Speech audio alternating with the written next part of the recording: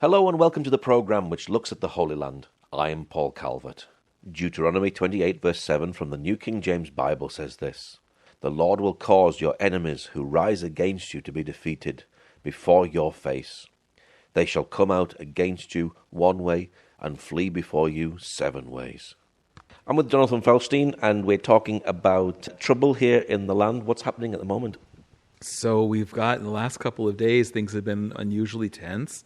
We've been having a particularly large number of rockets being fired from Gaza, from our neighbors there at southern Israel so far. A few days ago, I don't remember which day it was, we had a rocket land south of here in the Negev area, not too far from the Dimona nuclear reactor that was launched as an anti-aircraft missile all the way from Syria. That's been very alarming. And there's been a growing, frustrating trend, and it's become cyclical, of Arabs in Israel, the Palestinian and Israeli Arabs, assaulting Israeli Jews and filming it to put on TikTok and perhaps other social media, which has become cyclical. But then, of course, unfortunately, the response to that has been a lot of Israeli Jews protesting, assaulting Arabs and yelling death to Arabs, and we're in a very tense and unpleasant situation here right now. Have they been putting these things on TikTok because they want to put something on social media, or is it hatred that's running this?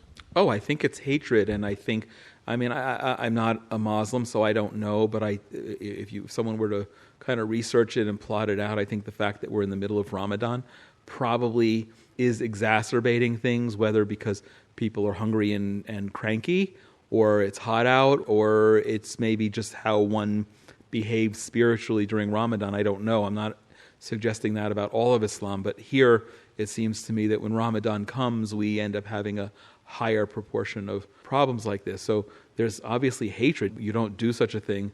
First of all, you don't go around in the streets assaulting people just because. That's an absurd behavior, much less than filming it and celebrating it and putting it on the internet, on any social media. So it's not out of love, it's out of hate, it's probably a way of somehow perversely expressing one's dominance over Israel, but it's not really serving any positive effort. Now we've also had riots on the streets of Jerusalem. Tell us about that. Yeah, so there have been riots of, typically, as I understand, it's been happening after evening prayers from Ramadan, is that the Palestinian Arabs in Jerusalem are looking for targets and are encountered by police who push them back and restrain them.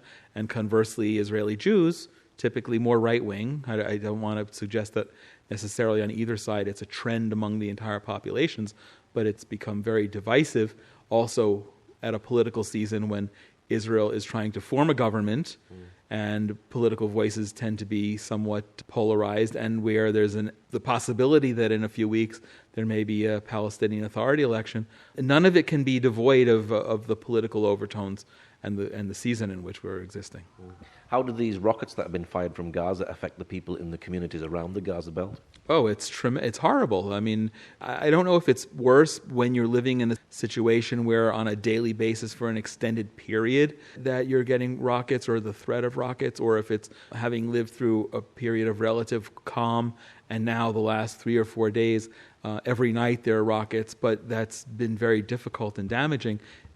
Kids are afraid to go out of the house. Kids are afraid to go to school. Parents don't want to leave their kids. For any number of reasons, it creates a lot of PTSD because anyone who's old enough to remember when this happened before, it's creating trauma, reliving that it might go on and create more threats or loss of life. We've already mentioned about the missile attack from Syria. How serious was this? And could this have actually hit the nuclear plant and caused huge disaster here? Well, just by asking the question, it got my heart racing. I suppose could have. The fact that a missile as big and as armed as it was made it as far as it did is a sign that I hope that, well, maybe that was deliberate. Maybe someone calculated the trajectory and it was sort of left alone, although I understand Patriot missiles were fired at it in order to take it out, and the questions as to why Israel used the Patriot missile, which has relatively moderate success rate as compared to some of the other Israeli systems that have been developed. That could have been disastrous. Even if the rocket itself hadn't struck a direct hit on any target, whether it be the nuclear reactor or my home or another city, if the rocket had been blown up in midair and debris fell on an apartment building like mine and went through a number of floors and created damage, we could be just as well sitting right now in the midst of a war. We're also seeing tension at the moment between Iran and shipping. Tell us about that. Right. Well, there's been now for some weeks, it seems like a tit for tat. The Iranians continue to target Israeli commercial vessels in the Red Sea and in the Gulf of Oman. And Israel, it seems, is retaliating by not commercial vessels, but by attacking Iranian military vessels that are out in the high seas. And it's not just that, but 2 weeks ago, there was a huge explosion at the underground Natanz nuclear facility, which is blamed on Israel. It's perhaps reasonably intuitive that Israel had something to do with that, but that apparently caused a great deal of damage, and Iran has to either suck up the loss or save face and respond somehow that they can claim that they have retaliated. And I don't think that story is over yet. And as we speak, a very high-level Israeli delegation, a security and military delegation, is visiting Washington to try and, I think, implore upon the United States that a return to the same Iran deal of 2015, which simply delayed the Iranian ability to create nuclear weapons, and in fact, some say paved the path for that, is not a deal that Israel can allow to go back to. And in fact, I just published an article about that came out today. The Iran story is yet finished, and it's unclear where that's going to go yet. With riots on the street in Jerusalem, do you fear a third intifada? Again, the wrong thing happening could trigger something like that. Ramadan doesn't help, I don't think. We have about a week and a half to go of Ramadan. If one person gets severely hurt or, God forbid, killed, Jew or Arab, that will very likely trigger a much more hostile response from others. And we could see there was a fear, and there still probably is a fear, of lone wolf terror attacks. I think because we are potentially weeks away from an election for the Palestinian Authority Parliament, you could see any political or terrorist group among the Palestinians begin to use violence and terror as a political tactic to gain influence, which is, it's a really horrible way to go. In America, there used to be a political campaign phrase, a chicken in every pot. God willing that our neighbors would campaign on giving people food and prosperity rather than trying to kill Israelis. Do you fear war at the moment? Situations in Gaza with the rockets, and of course with Iran as well. We've just spoken about that. Do you fear that we could be going to war soon? It's a very good question. Someone asked me that yesterday. I don't fear that war is any more imminent today than it was yesterday or a week ago or a month ago, but with more open violence. All it takes is for one rocket from Gaza to break through the Israeli Iron Dome system and hit a house or a school or a community center or a commercial area and have lots of Israeli casualties, and Israel will be forced to respond, and that response will necessarily incur civilian casualties on the other side. And I can't speak for everybody. I don't think most Israelis want that. I'm hopeful that most Palestinian Arabs don't want that. I surely don't want that.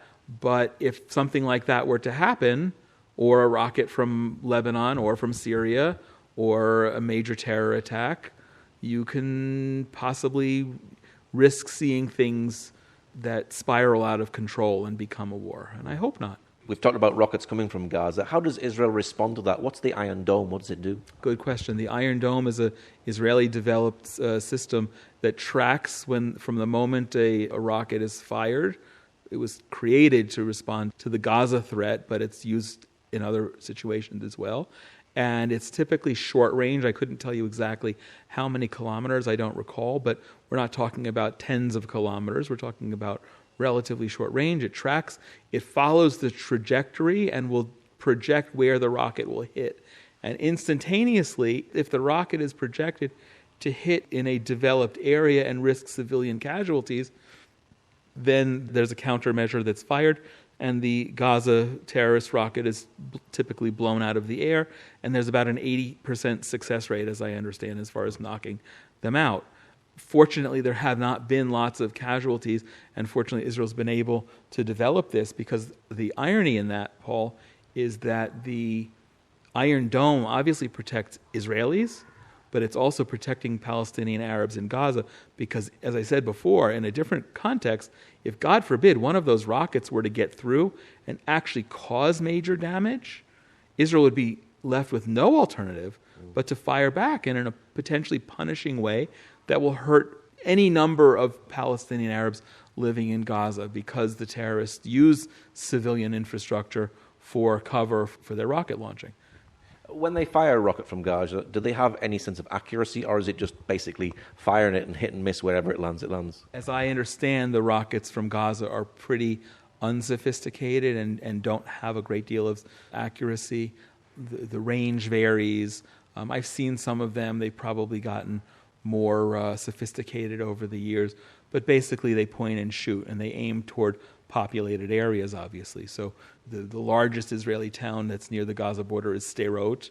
Sderot would be hit, used to be a decade or so ago, would be hit on a regular basis or attacked before the Iron Dome, and there's an air raid siren that you end up having all of about 15, 20 seconds to get cover when you hear the air raid siren. Now, good for Sderot, but bad for communities further away from the Gaza border, the rockets have longer range. So Sderot is not the only city that's getting fired at or where this air raid siren is being sounded on a regular basis, but in fact large cities of 100 or 150, 200,000 people. Can a rocket from Gaza actually hit Jerusalem? A rocket from Gaza can definitely hit Jerusalem, and I wish we had pictures to show people here, and I don't know the exact distance, but I always forget what year it was, 2014 or 16, when we had some increasing level of hostility and a lot of rockets coming out. So on a Saturday afternoon here in central Gush Etzion, there was a air raid siren. I was in my house. I looked out the window. I saw it was kind of entertaining, as perverse as it was. I saw people scattering in every direction to run home to get cover in their bomb shelters. And then we heard two explosions. The rocket hit. It landed across the valley from my home on the top of a mountain, and the reverberation, we believe that there was just one explosion, which burned for several hours afterward. So there are pictures of this. And the reverberation, because we're in a mountainous area that's largely stone, it felt like there was a second rocket. There were two. The impact had a double explosive kind of impact, so the house shook twice. And I once met one of the developers of the Iron Dome, and I explained that scenario. And I remember how I just explained that the rocket, the Iron Dome, will track the trajectory and identify whether the rocket's going to hit in a developed or undeveloped area. That rocket landed probably 200 meters from my home, from my neighborhood, on an empty mountaintop. And I said to this guy who developed the Iron Dome, I said, was that part of it, or was that just a mistake? And he didn't want to answer. But it was very unnerving to have a rocket go that far and hit right outside your front door. What's your prayer for Israel and the Palestinians at this time? The first prayer for Israel and the Palestinians is that we rewind and don't get into a situation where there's going to be regret and loss of life on both sides. And I pray that somehow through our election, which has yet to be played out, and through the Palestinian election, which may or may not happen, that we will have leaders who have the wisdom to bring us toward more coexistence, if not peace, and everyone can thrive and coexist prosperously.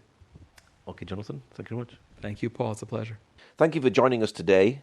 Pray that God will move by his mighty power in the Holy Land and bring his peace.